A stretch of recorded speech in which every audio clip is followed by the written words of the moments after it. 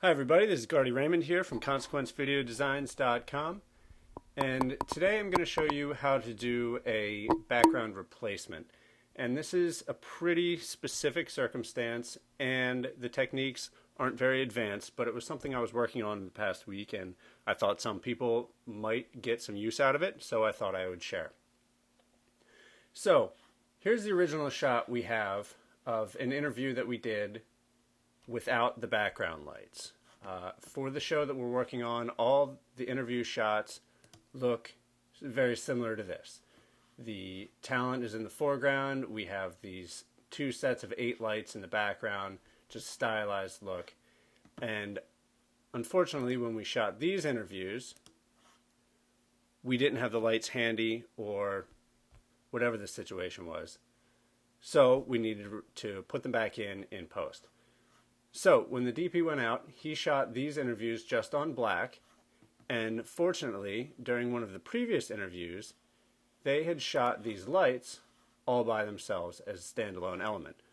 So I'm going to show you one way to do this, and like all things in video production, there's a few ways to do it, but I'm going to show you what I did to do this. Starting out, we have the same shot here. What I'm going to do is I'm going to duplicate it twice. So 3 copies here. Turn off the top layer, turn off all the audio tracks because we don't need the audio tracks here. Let's turn off the bottom layer too. So now we have just the middle layer. And we're going to add to this an effect, color correction, tint. And then effect, color correction, levels. And the goal here is to make all of the talent white while keeping the background all black. And we're going to use this layer as a Luma mat for the layer below. So to do that, now that we've tinted it, we tint it so we get rid of all the different color discrepancies in his face and the shirt and any other color that might come, because all we're concerned about is black and white to create this Luma mat. So we put the tint effect on, and now with levels, we're going to push all the levels together, bring the whites up as high as we can get them, bring the mids up, bring the blacks closer, whites up.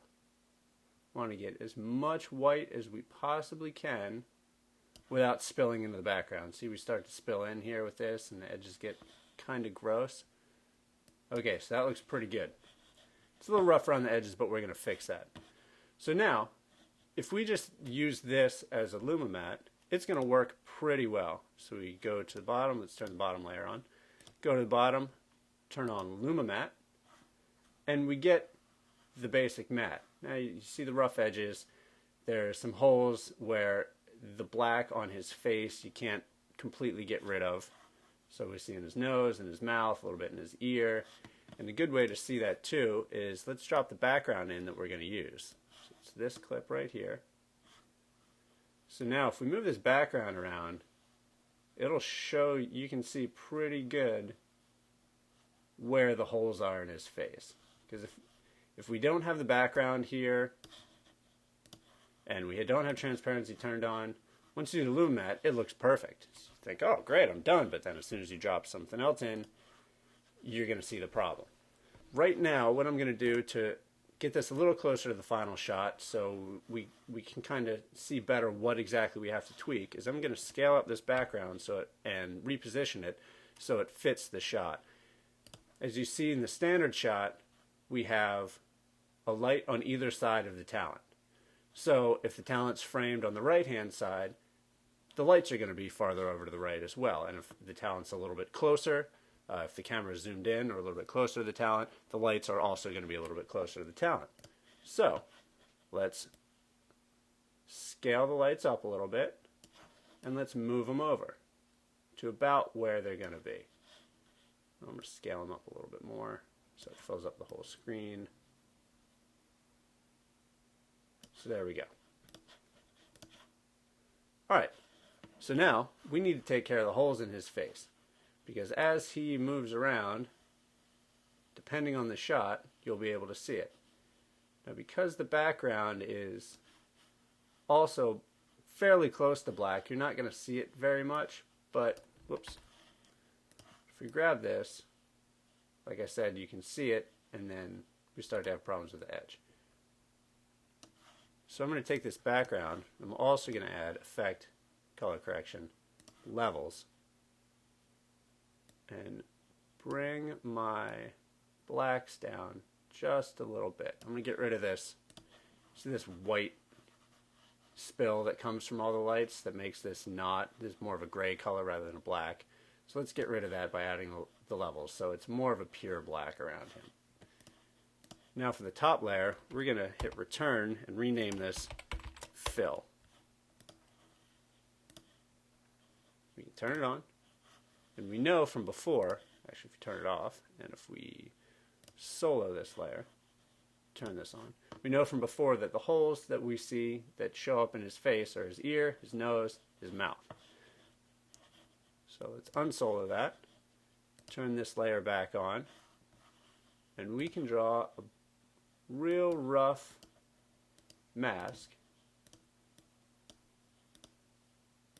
around the places where there's a hole. And you can start at the beginning of the clip, you can start wherever you are. I just happen to be at this point, so where I am, I'm going to hit M, I'm going to hit Shift F to bring up feather and the mask path. I'm going to give it a 5 pixel feather just to be on the neat side. Set a keyframe for our mask path. And let's just kind of go along and make sure we're approximately where we need to be. Now we can motion track this and do the mask on a white layer and then do another Luma matte that way. But for this, since they're just sitting here and not really moving around much, he's not waving his arms, he's just kind of moving his head back and forth, it's going to be just as fast, if not faster, to go through and just manually move this mask around. Good.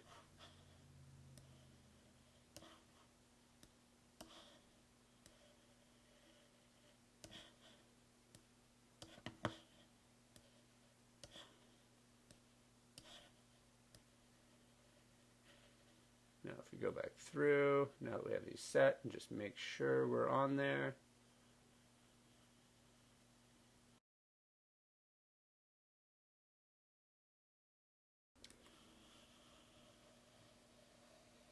Okay, we could, let's make a few more changes. Let's Command Option Y, add a new adjustment layer, and then add another levels effect. And we could bring some of the white back in that we got rid of earlier from our lights. So we can bring that glow back in. And then let's go back to our talent. Add some levels.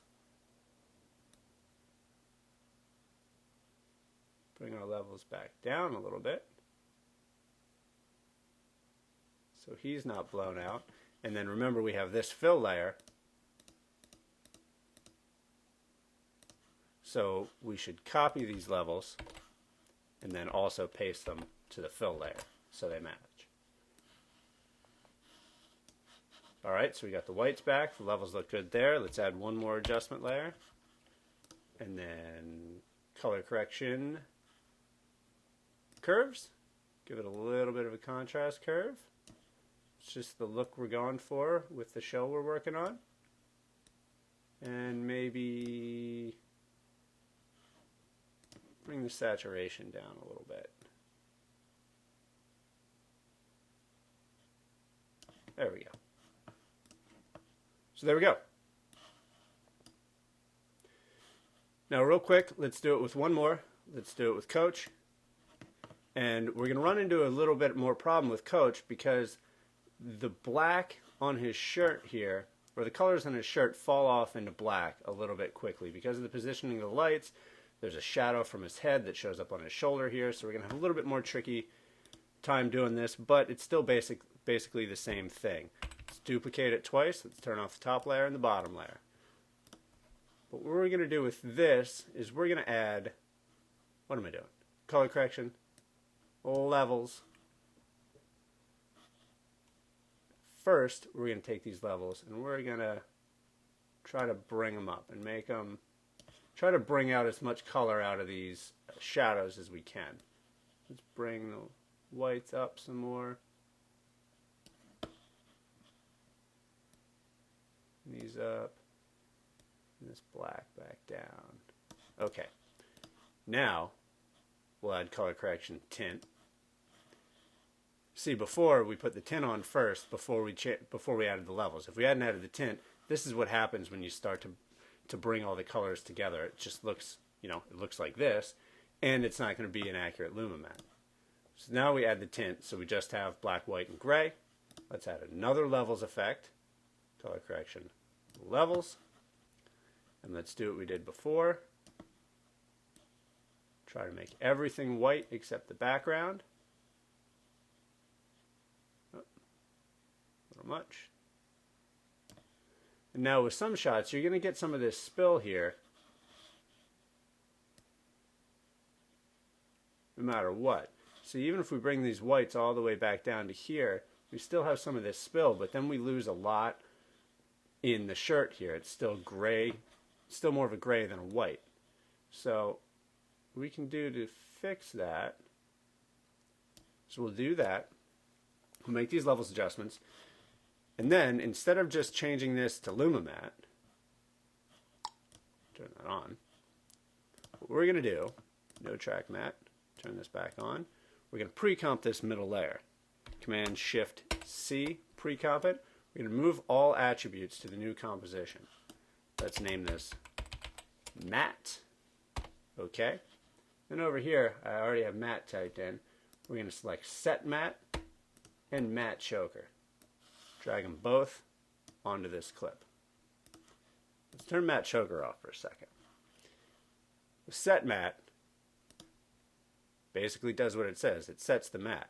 So we're going to change it from the default of alpha channel to luminance because we want to use the luminance values of this clip. As soon as we change it to luminance, now that we have the transparency on, you can see that it creates a matte just out of the luminance values. If we turn this off, turn off the transparency, you can still see this little bit of noise in here, this little bit of noise. It doesn't do, visually, it really doesn't do much other than create the matte. You see a little bit of change down here, but minimal. So what the matte choker does is it smooths out this matte a little bit. So it gets rid of all these little, the little dots that were here because of the smoothing and the choking that it does. So let's turn that on. And we can adjust our choke. Well, let's just keep them at default right now, which is 75 and 4. The softness and the choke. So now that we have Set Matte and Matte Choker on here, now let's add Luma Matte. We got to turn that on.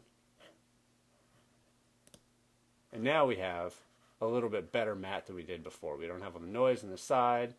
You can see there's still some rough edges around his hair, his ears, and then obviously we have the big problems in the shirt. So for his ears and head, we can adjust the choke amount a little bit, and let's adjust the softness amount a little bit. And I'm just looking at his ear and the edge of his hair here to kind of see once that black is brought in. And that looks about right. All right. Now, let's go back and grab our light clip, drop it in. Let's scale it up like in the other one. Let's scoot it over, scale it back down a little bit. There we go. Down to there. Let's go to there. Let's grab the levels like we did before. Just effect. Color correction. Levels. Get rid of that little bit of black in there.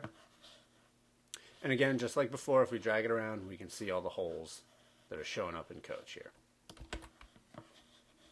So we're going to take this top level, hit enter, rename it fill again. And we know where the holes are. We just saw it's in these black areas here. If you want to have a good idea, you can turn off the background. So now, like before, we're going to have to draw a mask around the fill layer to fill in all these holes where we have problems. So before we turn it on, let's draw a loose mask around the problem areas and close it up. Let's turn that on.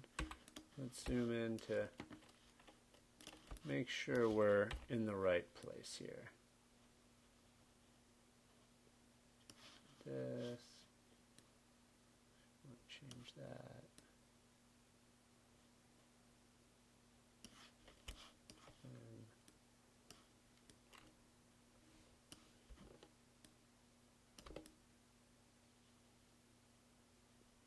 And I'm holding down the command key just so I can adjust this one handle here independently.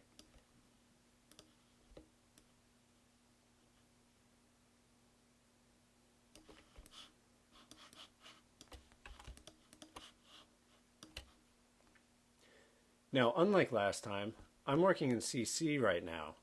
So, CC has a cool new feature called the mask tracker.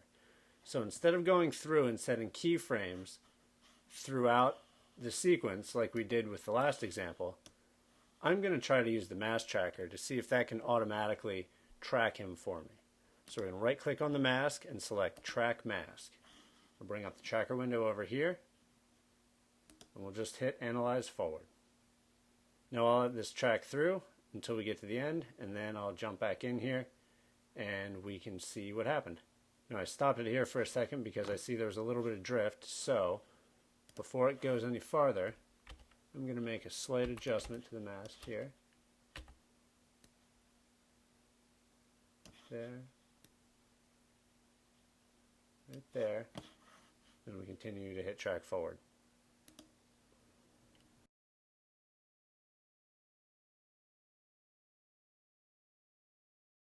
Okay, now that's done tracking. So we go through, let's drag this over here. We can see that the mask tracker did a pretty good job of hanging on to where we wanted it to be. Now it's not perfect. You can see there's some drift here and there. Like right in here, you can see it's not totally solidly locked on. If you look at these points over here,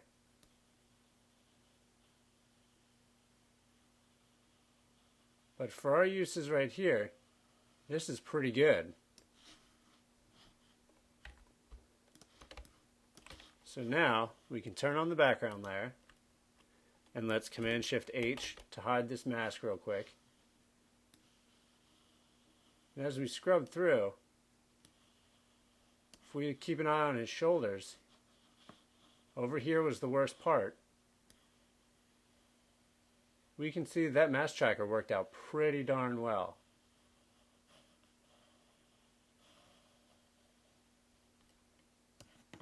So let's just go ahead and add a little bit of feather to our mask, say 7 pixels. And there we go. So that's a good option if you're now working in After Effects CC, is to use the mask tracker. Let's go back and do again what we did before. Command-Option-Y, adjustment layer, effect levels. Since it was the last one I used, we can bring the blacks back up a little bit. Where's my... No, we get there. This levels. Bring the whites back up a little bit so we have some of that spill. Let's go back to Coach, effect levels. Bring those levels back down a little bit. Let's copy them, paste them to the fill layer, and then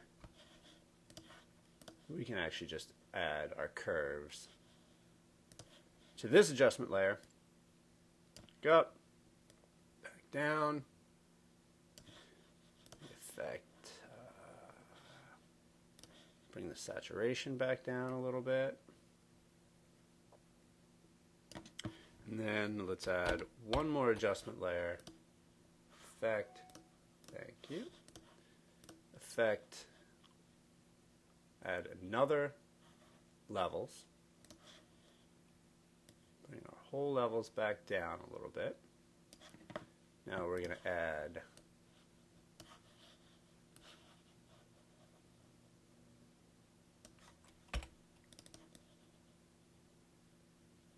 this here. Just to move the whole mask, if you're not sure, I just double clicked on any one of the points and you can move the whole thing. You can change the size, rotate it, any of that stuff. So there we go. We're going to change this to subtract. We're going to feather it. And we're going to hit MM to bring up all the mask properties. Maybe expand it out a little bit so it gives us a nice little vignette over the whole thing. And there we go. So I hope these tips helped you out a little bit. I have another example that I might show you a little bit later if anybody's interested, with a partially colored background with the same thing. I have some talent that was shot in front of a blue gradated background and we wanted to put the lights in, so that takes a little bit more work. But for this, I hope you learned a few things, and I hope this was a little bit helpful for you. So thanks again. This is Gardner Raymond for ConsequenceVideoDesigns.com. Have a great day.